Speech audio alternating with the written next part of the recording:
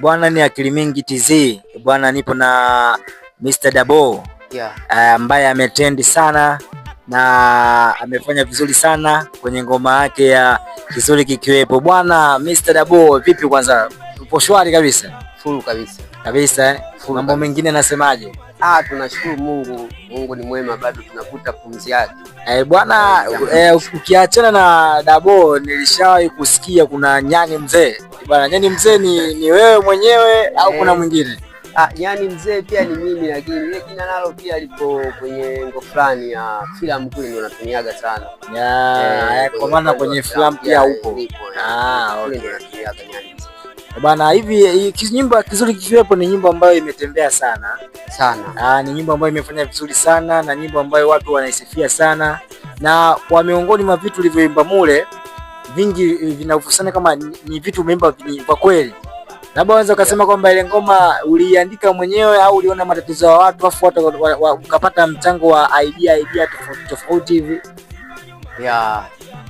Ile ngoma bwana, niliandika mwenyewe. Ndio.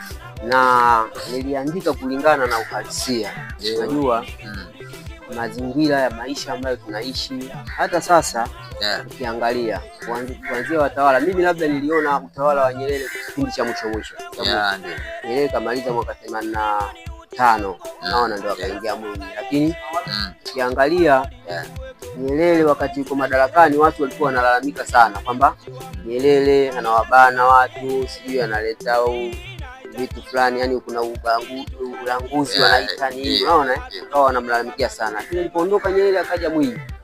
Mwinyi akawa amefanya kuruhusu vitu vingi, yani ruksa alisema.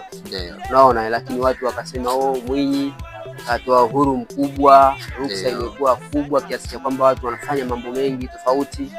Lakini alipokuja baada ya Nyerere pia akaja Mkapa naye wakasema Mkapa naye anabana sana, vingi vikawa. Lakini alipokuja Kikwete nako maneno naye akawa yanaendelea. Kwa hiyo kila mtawala wakati ambao yupo basi hakusemwa vizuri, bali alipoondoka. Lakini hapo alipokuja Mwinyi watu wakasema afadhali Nyerere. Kizuri Kikiwepo hawapendi kukisifia na ngoja kiondoke.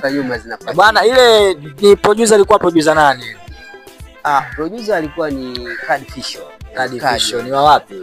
Kadi yeye ni kwao kabisa, ni Morogoro, lakini shughuli zake anafanya Dar es Salaam. Na producer Kadi alikuwa ni producer wa studio moja ya Stars ambayo ni ya